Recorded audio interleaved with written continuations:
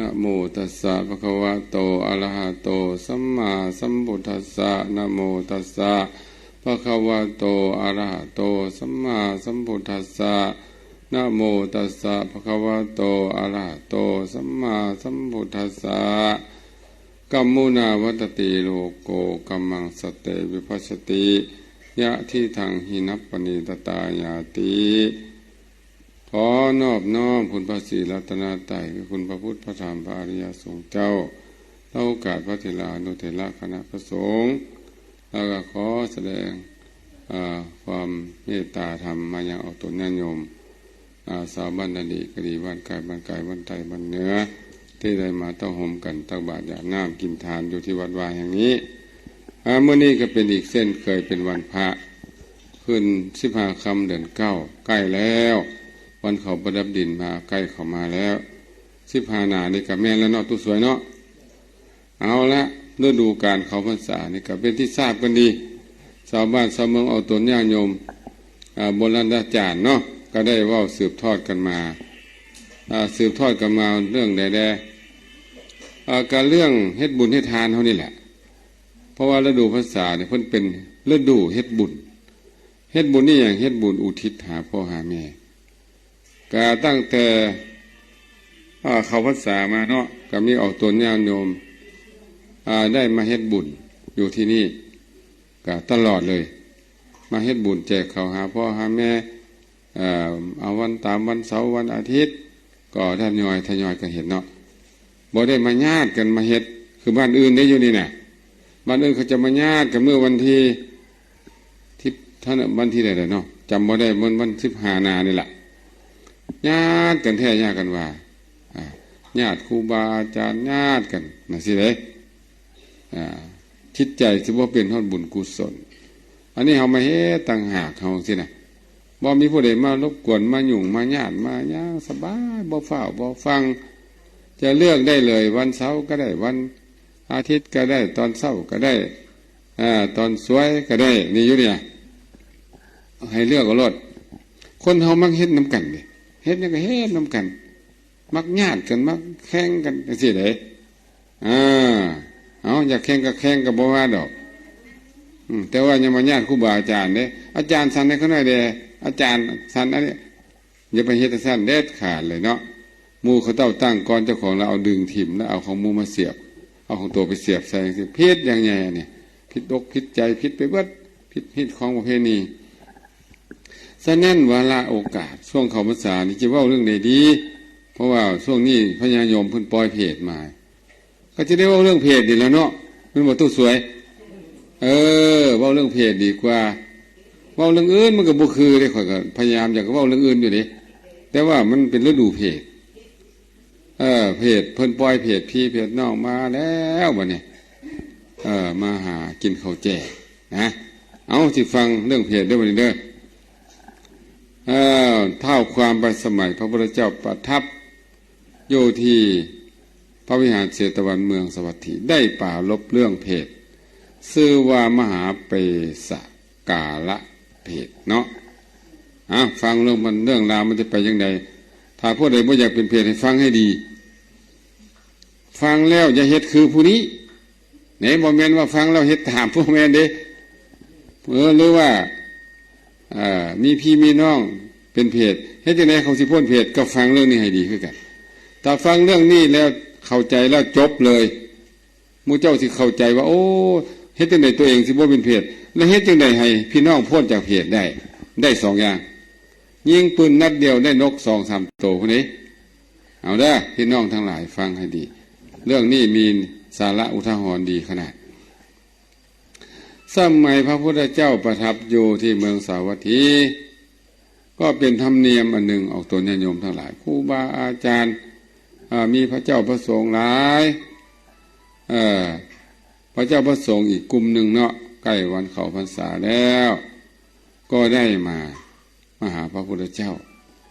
มาขอเฮียนกรรมฐานจากพระพุทธเจ้าโทรศัพท์ควรบ่ซอแท้หมดกินก็นะ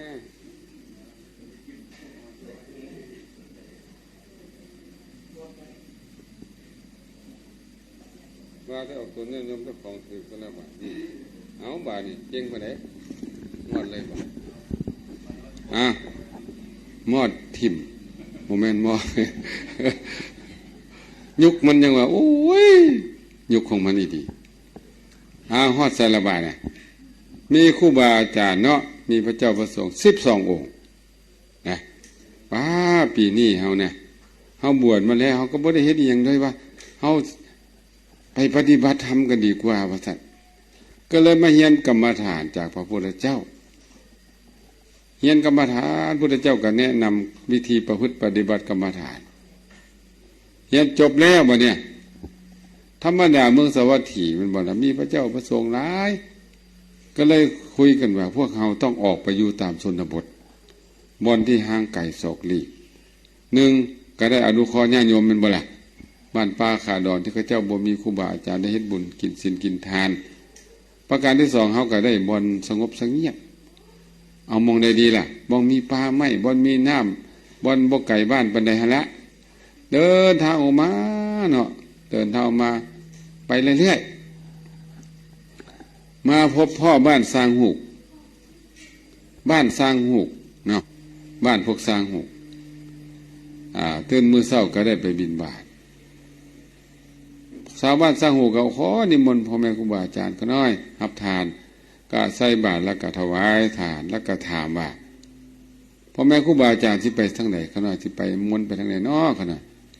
โอ้ยพวกอาตมาเนี่ยนะเรียนกรรมฐานจากพระเจ้าเลยไปหาบ่อนสงบบ่อนสงบพุ่นละตินภูเขาควายพุ่นละเนาะบ่อนสงบพุ่นละบ่อนมีน้ำมีทาบ่อนบ่ไก่บินบาทนั่นแหละเอาบ้านเขาน้อยนี่เป็นยังไงเขาหน่อยมีห้วยน้ำเขาหน่อยมีภูเขามีป่าไม้สงบสงเงียบเขาหน่อยนิมนต์เลยเขาหน่อยพวกเขาหน่อยจะอุปถัมภ์ค้ำสู้ว่านั่นนี่เนาะพวกเขาหน่อยจะอุปถัมภ์อุปถาพระเจ้าพระสงฆ์กับ12 องค์ก็เลยถ้าออกตัวเนี่ยโยมมานั่นกะพวกอาตมากับที่อยู่นะบ้านนี้สร้างบ้านสร้างโหก็มี11 คน11หลังคาเรือนว่าซะไปเนาะพระ12เฮ็ดจังได๋ล่ะบัดนี้ เฮ็ดจังได๋เศษ1บ่หัวหน้าสร้างหูกหัวหน้าสร้างหูกก็เลยบอกว่าประชุมลูกน้องว่าคอยสิเอา2 องค์ให้หมู่เจ้าเอาครอบครัวละองค์เด้อก็พอดีแม่นบ่ล่ะ11 ครอบครัวพระ12 องค์อ่ะก็พอดีนะหัวหน้าเอา2น้องนั้นก็เอา1ก็ครบก็พากันไปเฮ็ดตูบให้เพิ่นจำพรรษาจัดการเฮ็ดตูบแล้วก็ตั้งน้ำดื่มน้ำใส่น้ำสันเฮ็ดให้ครบเครื่องนั่นแหละกะนิมนต์เพิ่นจำพรรษานิมนต์เพิ่นมาบิณฑบาตทุกวันเพิ่นก็ได้ใส่บาตรซุมื้อบัดนี้นี่มันแปลกอันนี้นะแปลกเลยแปลกที่สุดบ่าปกติผู้หญิงนี่จะศรัทธาดีแต่ว่าเมียของสร้างโหกเนี่ยหัวหน้าสร้างโหกเนี่ยสัตว์บ่มีศรัทธาบ่มักกินบ่มักทานใจคับใจแคบเอาแท้ๆแล้วก็บ่เห็นว่าการเฮ็ดบุญในทานนี่มีสาระอีหยังเลยบ่เฮ็ดผัวใส่บาตรทุกมื้อทุกเมียเสยยังเว้าเสียบเว้าแทงอยู่เด้จนว่าสร้างหัวหน้าสร้างโหกนี่ทนบ่ไหวเมียเฮานี่มาเป็นให้แท้เนาะบ่กินบ่ทานกับย่านะก็บ่ว่าดอกมาเว้าหั่นเว้านี่เว้ารบกวนประเทศจังได๋ดีเนาะก็เลยย่านว่ากุศลผลทานเจ้าของเนี่ยสิเสียไปก็เลยเจ้านะเจ้าบ่เฮ็ดหยุดเจ้าหยุดซื่อๆแล้วก็ไปเอากับน้องสาวเมียล่ะน้องเมียเนาะมาอยู่นำนางอันนี้นี่มักกินมักทานมีศรัทธาบ่ขี้ทีเจ้าจัดการทานให้ข่อยเด้อันเอื้อยเจ้าน่ะบ่ได้เลือกเอื้อยเจ้าน่ะบ่เอาทานเลยอย่างอื่นนี่ดุมันโพดแต่ว่าเรื่องกินเรื่องทานบ่เอาให้เจ้าจัดการแทนเราเด้อฉะนั้นก็เลยนานี่มาจัดการแทนใส่บาตรใส่แล้วก็ทุกวันอุปถัมภ์บำรุงพระเจ้าประสงค์ดีตลอดพรรษา ตลอดพรรษาออกพรรษาแล้วเนาะก็ได้ถวายผ้าจำนำพรรษาให้เพื่อนพร้อมบ้านนี้ผู้เป็นเมียเนี่ยอดเถอะอดไปอดทั้ง3 เดือนนะใจให้เนาะมือสุดท้ายนี่ใจให้แหงหลายเพราะว่าผู้เป็นผัวนี่มันบ่เฮ็ดบุญใหญ่เด้ผู้เป็นผัวเนี่ยเพราะว่าบุญสะออกสลองออกพรรษาเด้พระเจ้าพระสงฆ์เพิ่นออกพรรษาแล้วก็สิเฮ็ดบุญยังไงแล้วก็ถวายผ้าเพื่อให้เพิ่นได้อยู่สบายได้มีผ้านุ่งเมียผู้เป็นเมียด่าบ่เนี่ยไปด่าผัวเนี่ยขอให้เข้าน้ำซ้ำป่าทุกอย่างทุกสิ่งที่เจ้าเฮ็ดนี้ให้กลายเป็นเหี่ยวเป็นขี้เป็นเลือดเป็นหนองว่าใช่นะให้เป็นอาหารของเจ้าซะถ้าเจ้าตายไปแล้วนะในโลกหน้าโลกนี้ก็ยาแล้วให้เจ้าไปกินเนี่ยอาหารก็ดีน้ำก็ดีให้กลายเป็นขี้เป็นเหี่ยวเป็นเลือดเป็นหนองให้เจ้ากินซะพาจีวรที่เอาถวายพระเจ้าพระสงฆ์ให้เป็นเล็กแดงหุบโตเจ้าเป็นใหม่อยู่สินะเอาด่าเนาะผู้เป็นผัวนี่ก็โอ๊ตบ่ว่าอย่างอดกั้นเนาะบ่ว่าถ้าตู้สวยนี่ทนได้บ่ล่ะนี่ตู้ลายทนได้บ่ล่ะนี่ตัวโดนแล้วเนาะนี่แล้วใจดีแล้วก็มาไม่ก็ได้เห็นบ่ โอ้มันห้าแหงแท้ๆเนาะอันว่าเรื่องกินเรื่องทานเรื่องกับบอลบังคับกันบ่ได้เด้เนาะบ่มีศรัทธาเยอะตั้งไหนล่ะเอาละเด้อบัดนี้เด้อพระเจ้าพระสงฆ์บัดนี้มีจำนวนหนึ่งในหันโอ้สิไปเฝ้าพระพุทธเจ้าก็น่าว่าท่านออกพรรษาแล้วนี่พ่อแม่ครูบาอาจารย์องค์อื่นบ่ไปก็ยาสิไปว่าท่านก็เลยย่างเนาะเดินทางไปโอ้ยังพอทันข้ามไปน้อยนึงนี่นะโยไปโยมาเนาะโดนมาแล้วนิพพานการโดนมาแล้วเราข้ามน้อยนึงคือเราก็กินทานไปเรื่อยๆเราก็อายุหลายเลยเด้พอตู้สร้างหูกเนี่ยนะเราก็เลยได้ตายไปแล้วก็เป็นลุกขเทวดาอยู่ป่าดงมีต้นไม้ใหญ่เป็นหอประสาทมีอาหารทิพย์อยู่สุขสบายผู้เป็นเมียก็ตายคือกันตายแล้วก็ไปเป็นเพศไปผู้เป็นเมียเนี่ยเลยเป็นเพศเปื่อยกายร่อนจ้อนเนาะแล้วก็กินขี้กินเหนียวกินเลือดกินหนองเป็นอาหารกินเลือดกินหนองของตัวเองเป็นอาหารห้องให้เวทนาอยู่บ้านนี้วันดีขึ้นดีเนาะก็อยู่ใกล้ผัวแล้วได้บ่ได้ไกลกันเด้ไปแล้วบ่เนี่ยไปหาเนาะก็ฮู้แกจำกันได้อยู่เด้ก็จำกันได้ไปหาโอ้ยว่าซั่นเจ้านายเอ้ยว่าซั่นลืมเขาหน่อยแล้วบ่ลืมดอกว่าซั่นบ่ลืมอยากได้หยังล่ะบ่มีข้าวกินบ่มีน้ำกินบ่มีเสื้อผ้าใส่ขอทานได้ทอนเขาน้อยผู้เป็นผัวก็บอกว่าเห็นบ่ล่ะเห็นบ่ตอนเป็นคนข่อยก็บอกแล้วให้กินให้ทานอย่าขี้ที่ขี้เหนียว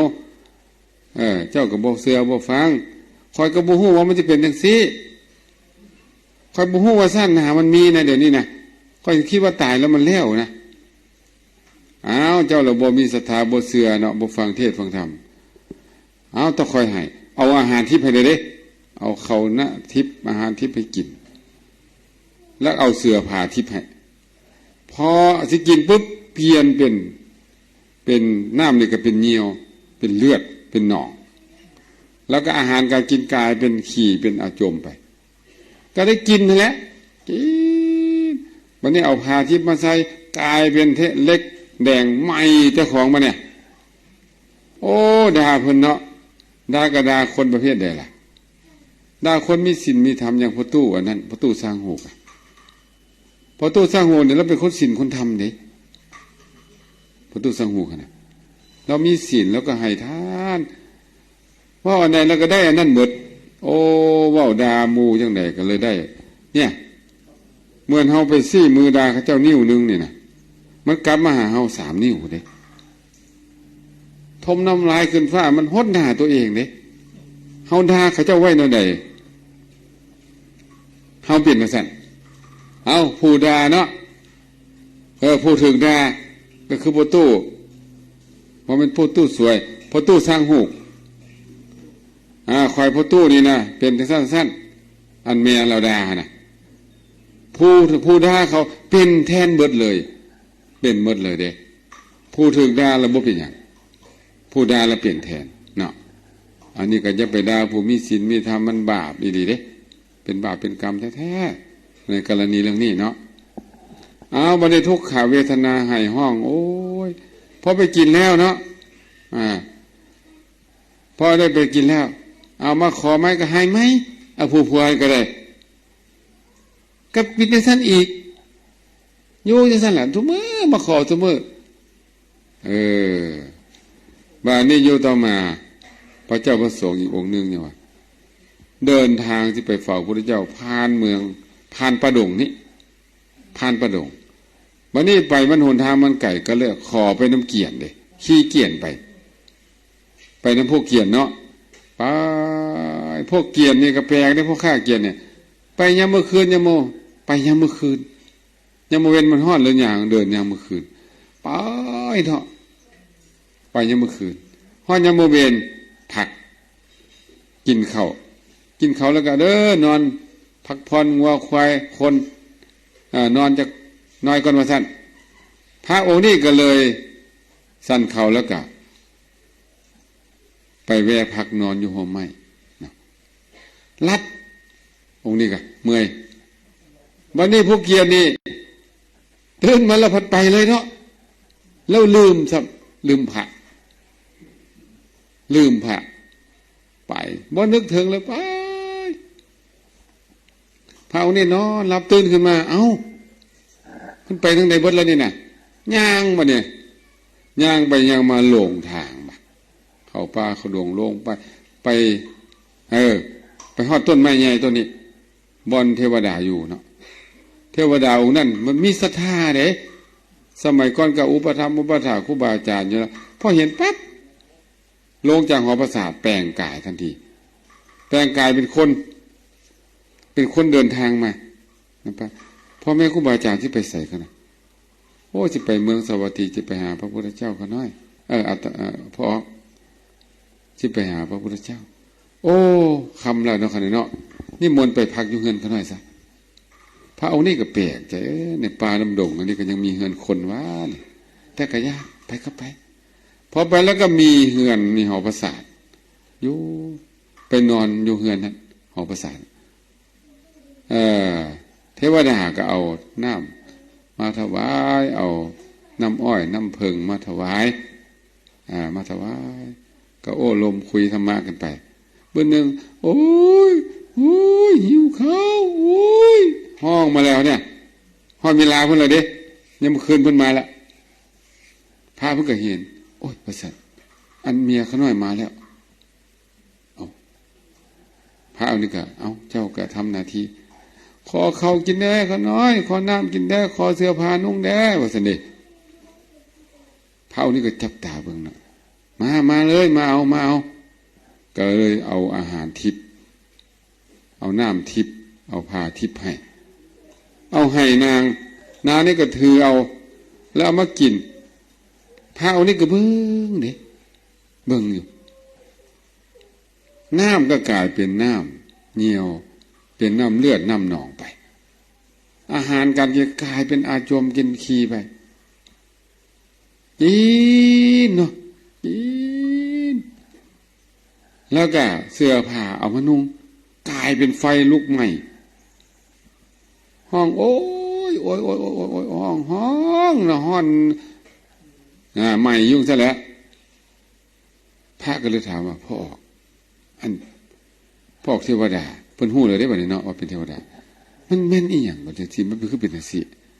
ก็เลยเล่าสู่ฟังว่าเป็นเมียเขาน้อยนี่ได้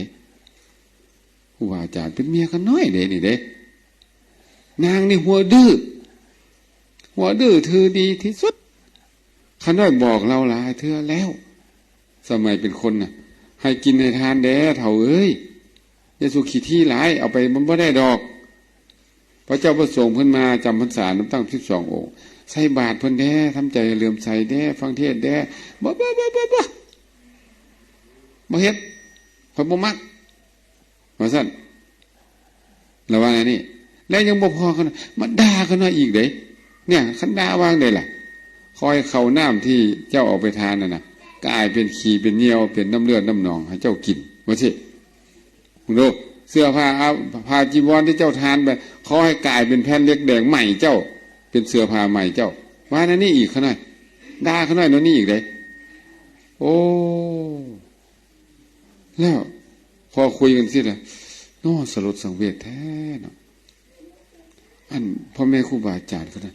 มีแนววิธีใดบอกกันที่ซอยอันเมียเขาหน่อยได้เนี่ยพ้นเป็นเพศนี่มีบอกกันนะโอ้เราก็ดีได้เว้ยได้ผัวดีก็ดีอย่างที่แหละเนาะโอ้ได้เมียดีก็ดีบอกว่าดอกได้เมียมันก็มีแต่ไม่ออกผู้นี่แหละผู้อื่นเขาก็ดีอยู่นะผู้หญิงส่วนใหญ่ก็ทำบุญในทานดีเป็นบ่ล่ะไม่ออกนี่แปลกยังวะเมียสร้างหัวคนอื่นเข้ากับเฮ็ดบุญดีมีเพิ่นผู้เดียวไปจักมันเป็นยังไงเอาแล้วก็ต้องมีได้ละไปเนาะ100 ก็ยังก็ต้องมีแหละแต่ว่าส่วนหลายจะเป็นพ่อออกบ่กินบ่ทานแต่อันนี้จะกลายเป็นไม่ออกสบายเนี่ยนะโอ้สันพาก็เลยบอกว่าวิธีให้นางนี่พ้นจากเพศมีได้พ่อออกมีได้1ให้เจ้าทำบุญสังฆทานถวายสังฆทานแก่พระพุทธเจ้าถ้าบ่ได้พระพุทธเจ้าเก่าพระอริยสงฆ์เจ้าถ้าบ่ได้พระอริยสงฆ์เจ้าเก่าพระภิกขุองค์ใดองค์หนึ่งก็ได้ที่เพิ่นมีศีลมีศิลาจารวดีนะองค์สันขน้อยก็บ่ได้ผู้ใดแล้วขน้อยก็ได้แต่พระผู้เป็นเจ้าองค์เดียวนี่ละ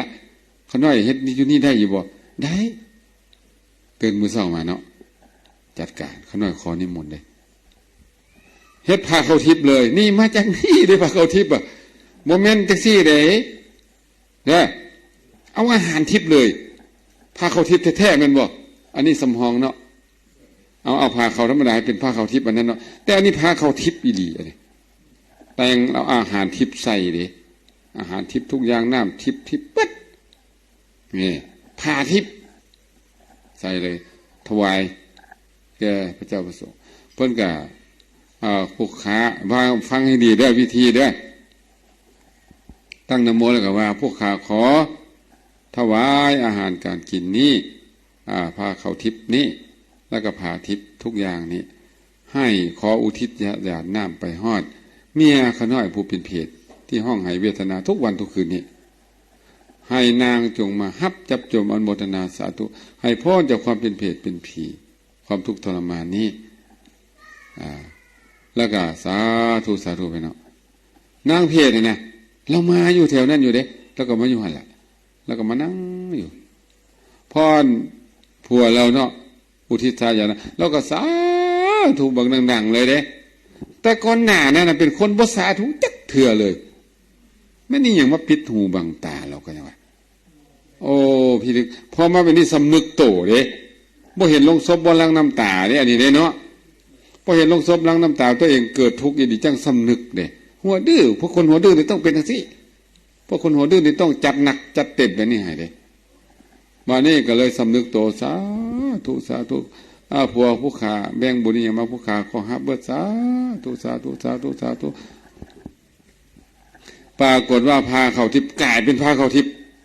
นี่พึบตอนหน้านางนั่งได้กินโอ้ยแสบบ่แม่นขี่เลยเด้อบัดนี้เด้อตัวมองมีไรบ่แม่นขี่บ่แม่นเยี่ยวบ่แม่นน้ำเลือดบ่แม่นน้ำนองอะไรได้บัดนี้กินโอ้ยอิ่มหนำสำราญอ้วนดีพี่ห่างกายเศร้าๆมองดำๆนะผมยาวๆตัวดำๆจ้อยๆเนาะปุ๊บ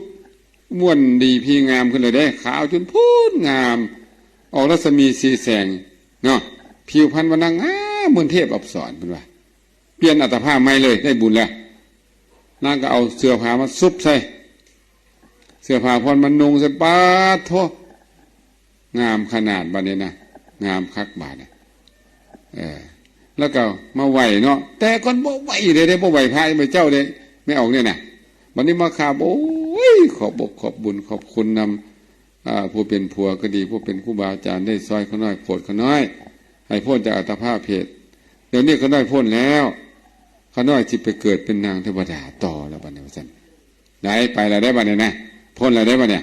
พ้นแล้วไปสูงก็ผัวอีกพุ่นผู้เป็นผัวยังเป็นเทวดาต้นไม้อยู่สิเป็นย้อนห่วงผู้เมียละบ่ข่อยว่านะเนาะย้อนห่วงเมียเราแหละเท่าหน้าเราสิไปสูงกว่านี้อยู่ดอกเท่านี้เราเอาซอยเมียเราซะก่อนโอ้ปรากฏว่านางนี่ดีใจหลายพ้นแล้วอัตภาพพอตู้โมเป็นพอตู้สร้างหูกนะเป็นเทวดาก็ดีใจเมียตัวเองพ้นจากอัตภาพเพศสาธุสบายใจแล้วโอ้ยมันมาห้องเวทนาทุกวันนี่นะทุกน้ำมันนะเฮาที่เสวยสุขอยู่แต่มันมาห้องเนี่ยนะเอิ้นขึ้นมาเฮือนก็มาบ่ได้เนี่ยเป็นตู้วงวิไลมาที่นะมาเฮือนนี่นะจังใดก็ยาเมียนี่ถึงจะซัวจังใดก็ยังหักอยู่ยังไงถึงจะปากหัวดื้อถือดีก็ยังหายังแพงอยู่เด้ผู้เป็นผัวก็ได้ขึ้นมาเฮือนพี่นะขึ้นบ่ได้ว่าซะเด้ขึ้นบ่ได้เด้อในตู้วงวิไลเด้อบ่แม่นอยากขึ้นเฮือนหลังใดก็ขึ้นบ่แม่นคือเจ้าคิดได้บ่ได้เด้บ่แม่นเฮือนเจ้าเด้จะมาขึ้นน่ะบ่ได้คอยก็อยากขึ้นอยู่ขึ้นบ่ได้มาเอาคอยขึ้นจับมือดึงบ่ขึ้นบ่ได้ฮ้อนโหนโนตการไฟไหม้หัวอีกโอ้ยบ่แม่นของกินของทานเฮาได้ยาได้จะไปเอาเด้บ่ได้เลยจังซี่ผ้าเนี่ยผ้าซองพื้นนี่นะผ้าคู่เนี่ยขอมอบให้ท่านอาจารย์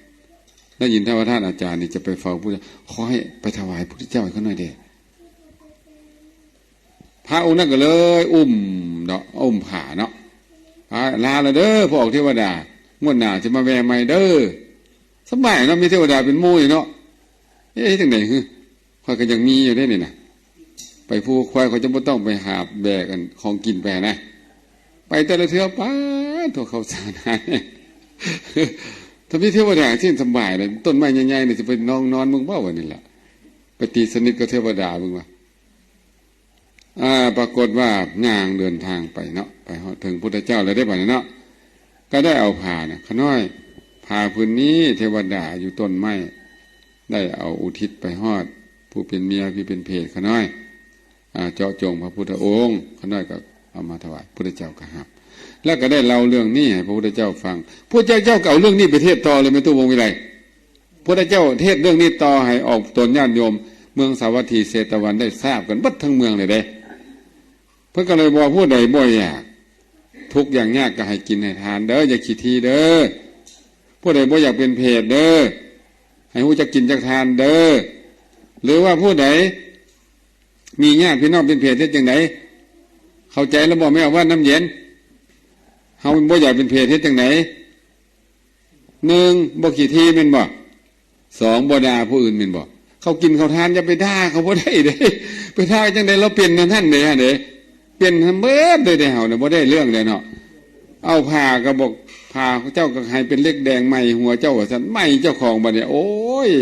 มันเหมือนกำขี้ฝุ่นโยนขึ้นฟ้ามันตกที่หัวเฮานี่เด้ซี่หน้าด่าเขาก็มาด่าเฮานี่พัฒนาทุกข์ให้ทานทุกข์นั่นถึงโตเนาะด่าเพิ่นวางไดเฮาก็เลยเป็นอันนั้นด่าเขาเจ้าฉะนั้น1บอกกี่ทีฮู้จะกินจังทานเฮ็ดบุญเนาะ2ก็บ่ด่าหมู่เด้3บัดเนี้ยแห่งใดเวลาพี่น้องเป็นเพศเฮ็ดจังไดดีตู้สวยทำบุญหาอุทิศสายาน้ำไปคือจังเฮาเฮ็ดอยู่เสมอแม่นบ่ล่ะบ่ได้พระพุทธเจ้าก็ได้พระภิกษุภิกขุสงฆ์ก็ได้ผู้เพิ่นมีศีลเนาะแล้วก็ว่างได้ล่ะขอถวายสังฆทานอุทิศสายาน้ำไปหาผู้เป็นพ่อเป็นแม่เป็นพี่น้องกำลังเป็นเพศอยู่ในนี้ขอให้ได้มาอนุโมทนาเอาบุญกุศลนี้เด้อให้พ้นจากทุกข์ให้พ้นจากเพศเด้อเด้อาหารผ้าเข่าโมเมนต์ผ้าเข่าทิพย์ดอกอันนี้นะแต่ว่าสิกลายเป็นผ้าเข่าทิพย์คำว่าผ้าเข่าทิพย์นี่เอามาจากเรื่องนี้เด้ตู้ลายได้ยินแล้วบอก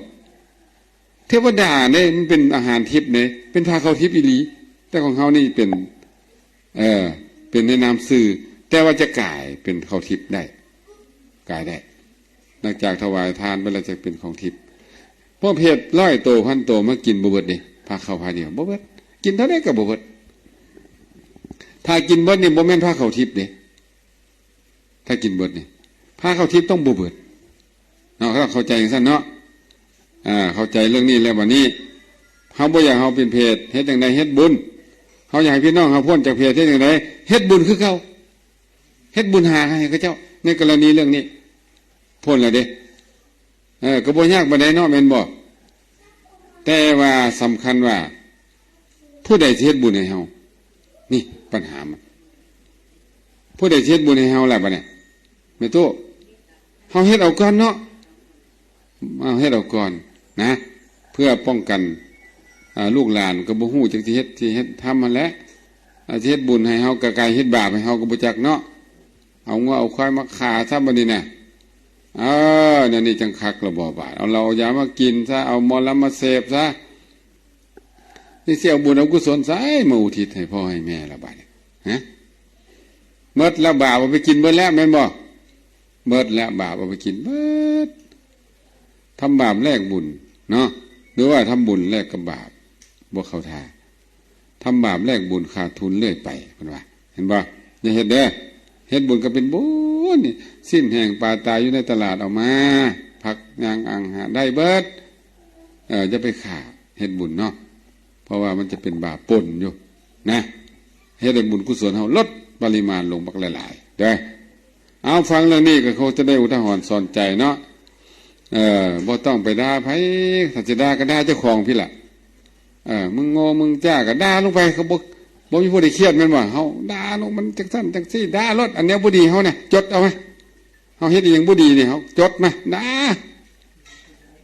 มันมื้อใดมันสิดีแย่เท่าสารการนั้นยังเป็นจังซี่อยู่ด่ารถนั่งด่าเจ้าก็พูดได้เฮ็ดอีหยังตู้ค่อยด่าค่อยนี่นะแล้วไปด่าพี่ด่าลูกก็เครียดด่าหลานก็เครียด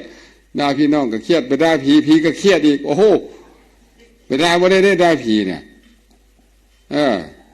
ผีเครียดคือกันบ่ได้ต้องด่าเจ้าของด่ากิเลสเท่านี้แหละ